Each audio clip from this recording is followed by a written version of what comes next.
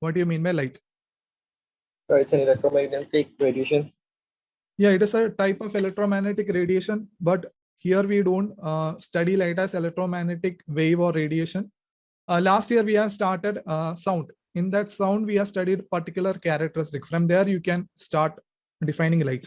What was the definition of sound? What was the definition of sound? Last year you have studied. Sound is a form of what? Energy. Yeah, sound is a form of energy rather than wave. Wave is something which carries energy, or wave is a mechanism through which energy propagates. So we defined sound as form of energy. Now, what was the specialty of that energy? That energy is always capable of activating which sense? You have different senses of your body, and sound is capable of activating sensation of Yes. ears or hearing. Ears is the sensory organ. It activates the sensation of hearing. Now, coming to light, think in those terms. So how will you define light? Light is a form of dash which activates dash.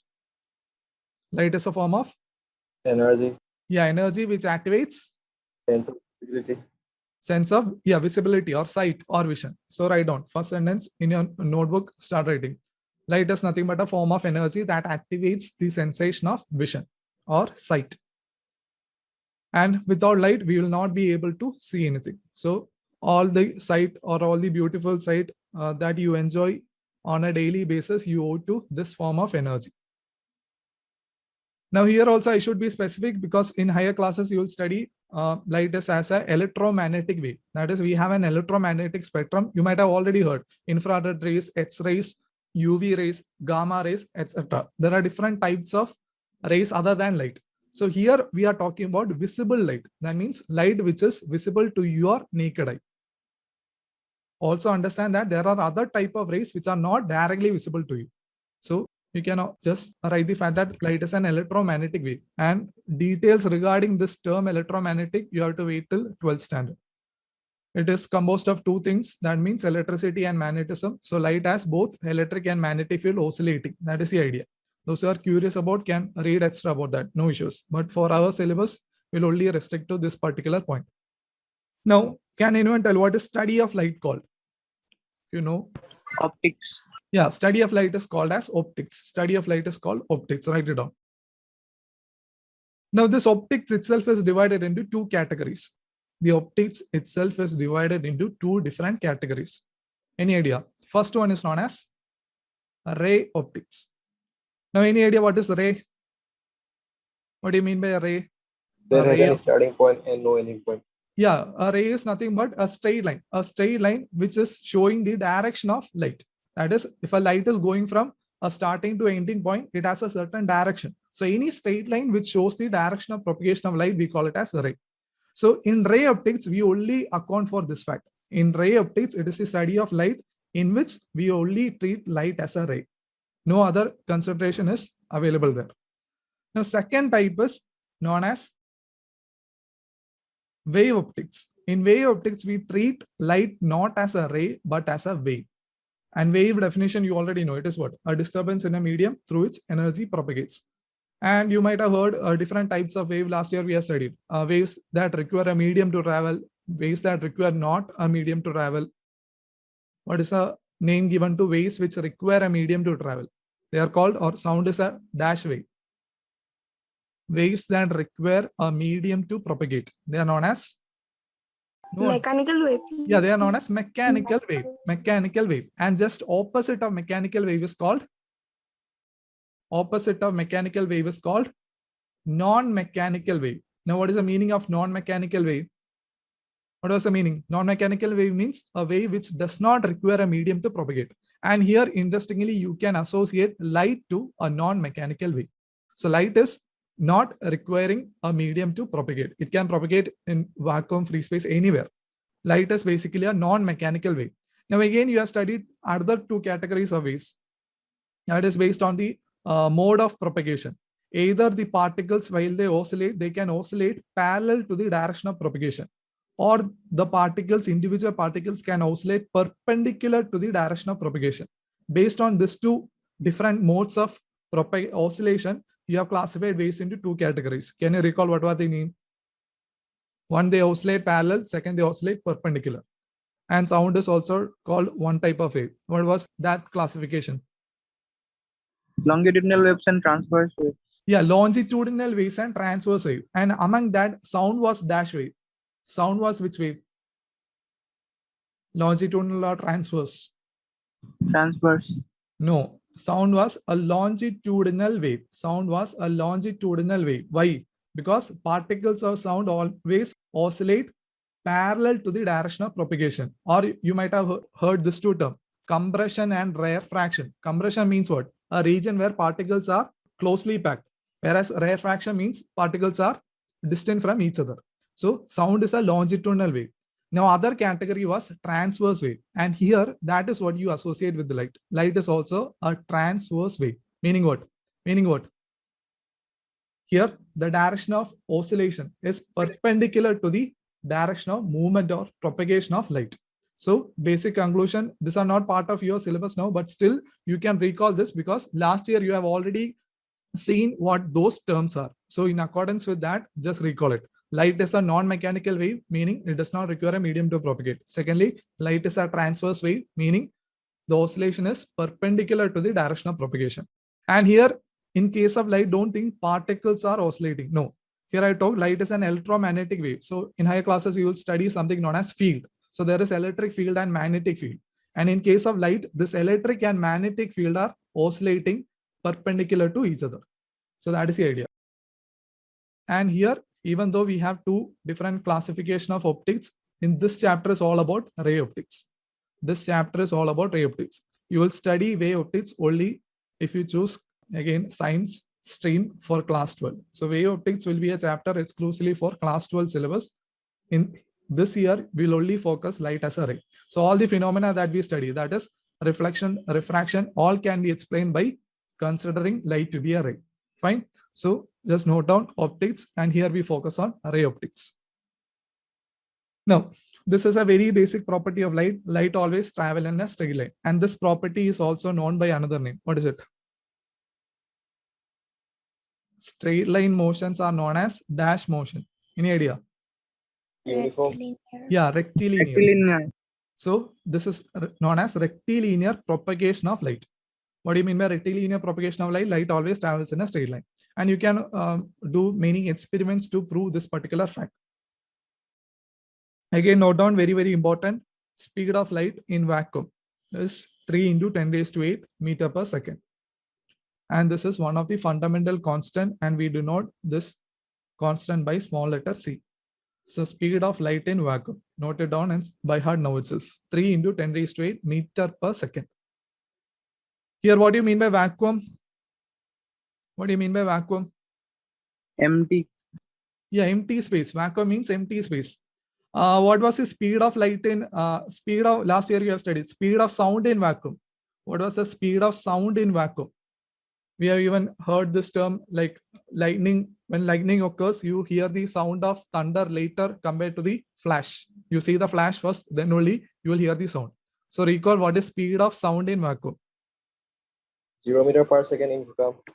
Yeah, in vacuum it is 0 meter per second. In vacuum it is 0 meter per second. Why? Why? Because sound cannot Travel without a medium. yeah propagate in a vacuum. Sound cannot propagate in vacuum because there is no particles to oscillate. So speed of sound in vacuum is 0 meter per second because there is no scope for sound propagating there. But speed of sound in air, this you might have remember. We have studied about supersonic cases and all. What is speed of sound in air? Range is approximately 330 meters per second. 330 meters per second. That is approximate value. 338, 341. It can be 343. Approximately 330 meters per second. That is speed of sound in air. Whereas light is very high. It is almost 10 raised to 6 times higher than this particular speed. For this reason only, that is what you hear the sound of thunder later compared to the flash. Now, if I convert this in kilometer, can you tell how much is this? 3 into 10 raised to 8 meters per second. In kilometers, how much will it be? Meter to kilometer, I should divide by 1000. If you divide it by 1000, you will get almost 3 lakh kilometer per second. So that is speed of light in vacuum in kilometer per second. It travels 3 lakh kilometers in 1 second. Fine. So that is all regarding the introductory statements regarding light. Write it down by heart those values and terms. Now moving on. Yeah, this all we have seen. Array means a straight line which shows the direction of propagation of light. Now beam is nothing but a collection of rays. That is, if you have a parallel set of rays, that you call it as a beam. So if I draw a torch light, we will always draw light coming from the torch as a beam of light. That means collection of rays. What do you mean by luminous objects?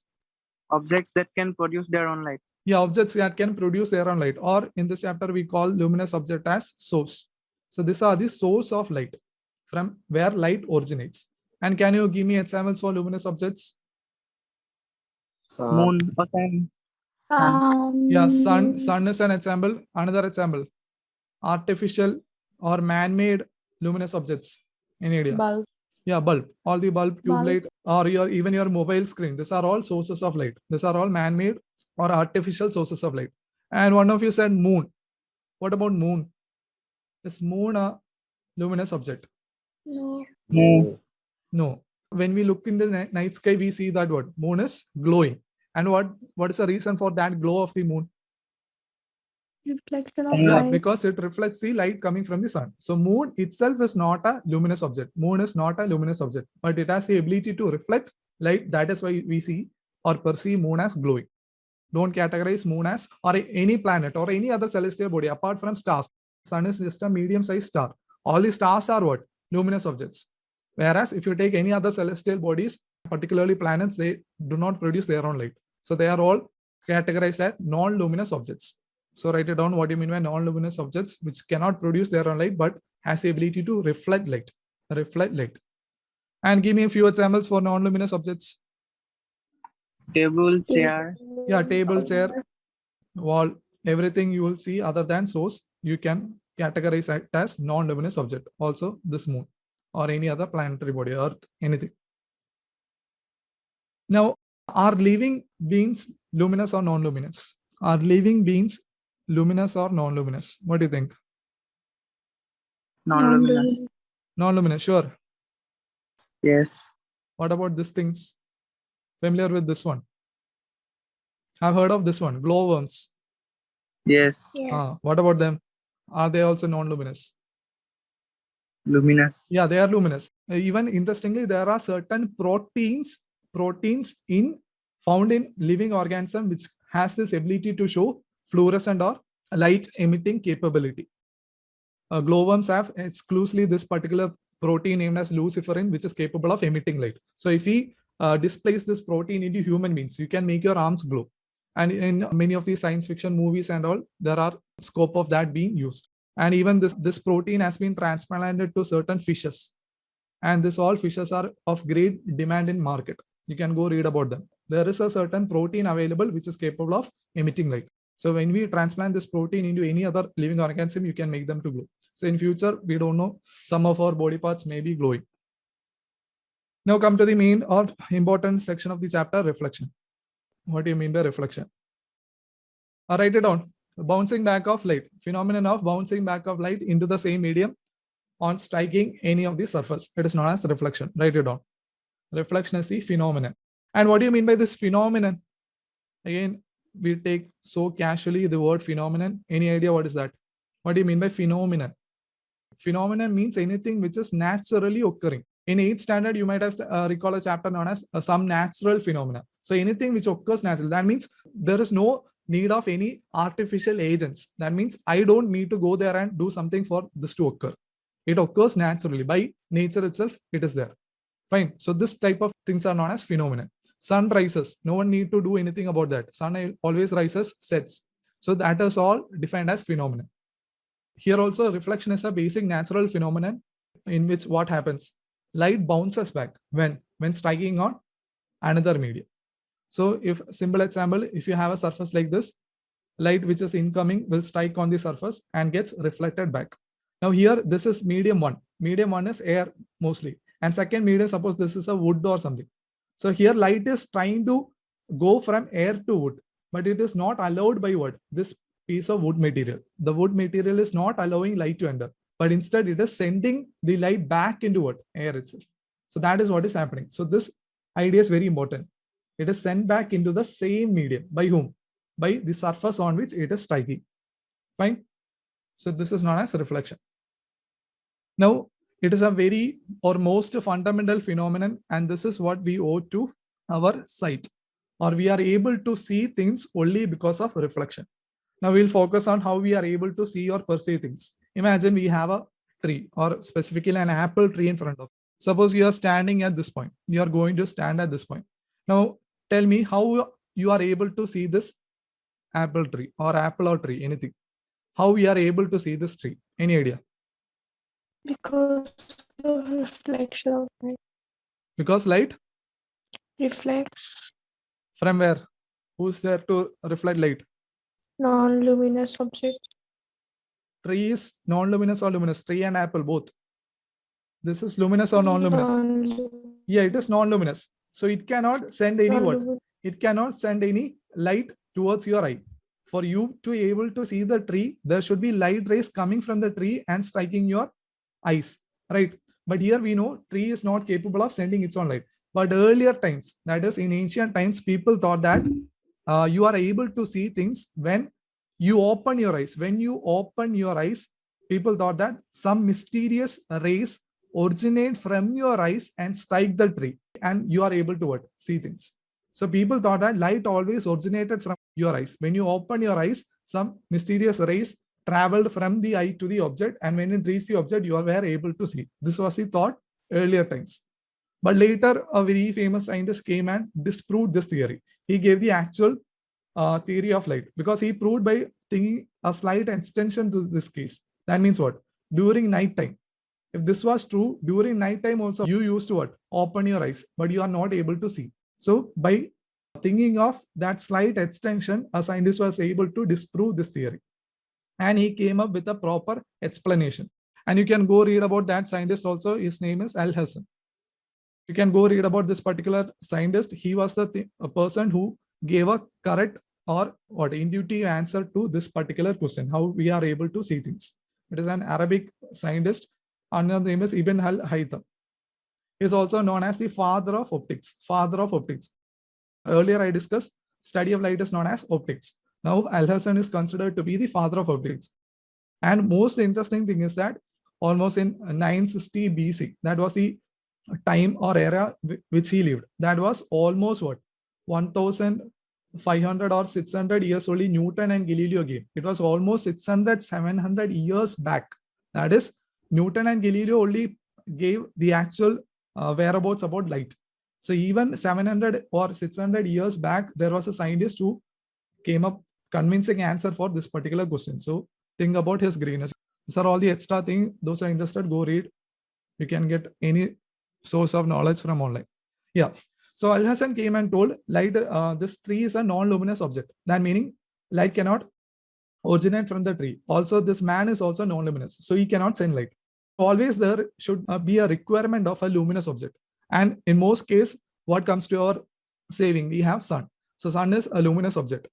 It is the only luminous object we have in the solar system. What will happen? Sun will send rays, and the rays coming from the sun, we can categorize this ray as light, white light. Now, this ray on striking the leaves or tree, what will happen? It will get reflected back, and this reflected light will reach your eyes, and it activates the sensation of vision of the tree.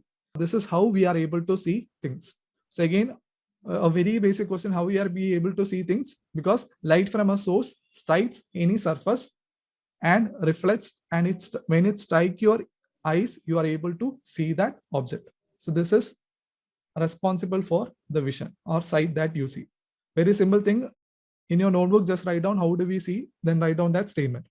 Light from a luminous object, or I also call luminous object as source. So light from any source strikes an object from where it is reflected, and when it strikes your eyes, you are able to see the things. Don't think that tree is itself propagating light. No, tree can only work when there is an external source. If this source was not there during night time, you will not be able to see the tree, or you should use another artificial means, torch, bulb, or anything. Keywords are there should be a source, there should be a medium to reflect light, and there should be your eyes to receive that reflected light. Then occurs vision or perception of vision. Interestingly, now we are going to add one more detail. So here there are mainly two objects to focus. One is leaf, right? Another thing is what? Other thing is apple. Now both these things, even though you see them differently. And what makes that difference? It is particularly their color. So next we are dealing about how this color comes, or what is the reason for different types of color. And do you have any idea what is that? Why leaves appear to be green, whereas apple appear to be red in color? Any idea? Chlorophyll, presence of chlorophyll. Yeah, rather than chlorophyll, I'm focusing on the basic. Chlorophyll, it becomes later. This apple also has chlorophyll. No need to worry about that. Chlorophyll are of different types. In higher class, you'll study there is chlorophyll A, B, C, and apple also has, interestingly, chlorophyll in them. So that is not the basic thing. Here we are focusing the fundamental thing. What do you think? Leaf appears to be green or apple appears to be red? Answer is Because yeah. apple and leaf has different frequency. A different Wavelength. frequency. They don't have different frequency. They have a property to, yeah, we'll come to that. So again, in lower class, you might have studied white light is composed of how many colors? White light is composed of how many colors? 7 colors. Yeah, basically 7. Basically 7. Don't think it is 7. Don't think it is 7. We only, for our matter of convenience, we fix it as 7. There are actually infinite number of colors, because when you take any spectrum of light, you cannot show where red actually transfers to green. It always go from what? Light green, dark green, blue green. So there is a spectrum of colors. So there are actually infinite colors. But we, for our convenience or to make our study easier, we focus on the 7 main colors.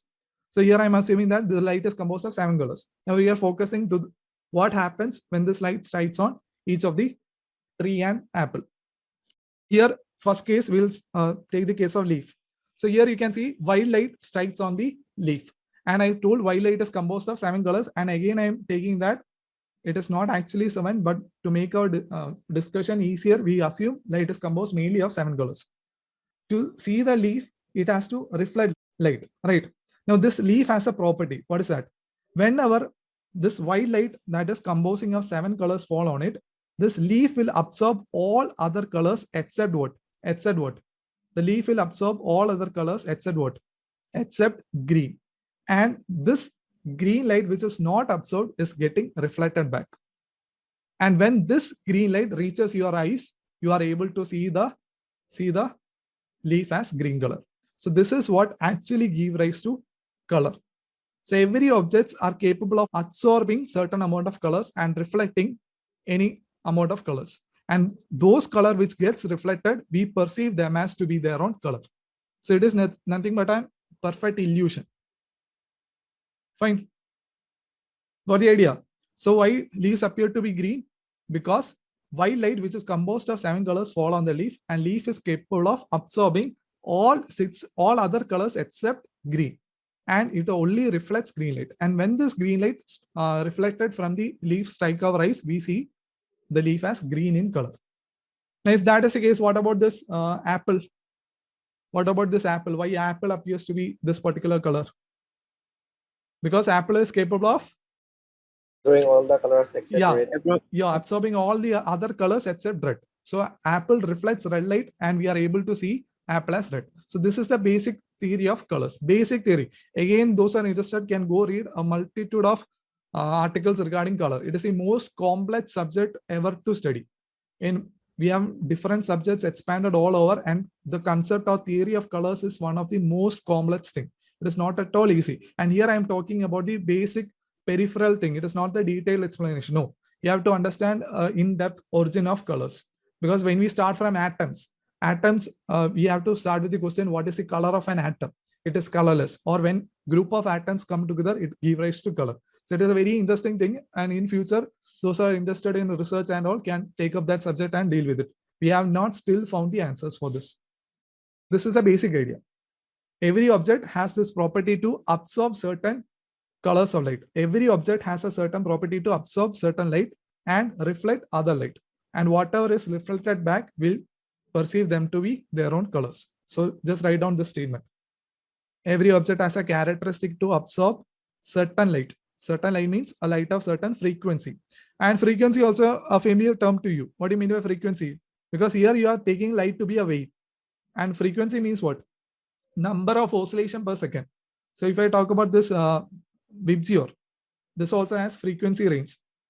Or another term related to frequency is wavelength. So wavelength of visible light, we'll say it is from 400 nanometer to 700 nanometer. So light of different frequencies or wavelength falls on any object, and each object has a capacity to absorb certain frequency and reflect other frequency. So that is what gives rise to color. Now I'm giving you another case. What happens if you have an object here, and on this object, white light falls on it. White light falls on it. Now what happens if it reflects, if it absorbs all the light? What will happen? White light is falling on this particular object. And what happens if this object absorbs all light? Here you can see leaf is absorbing all light except green.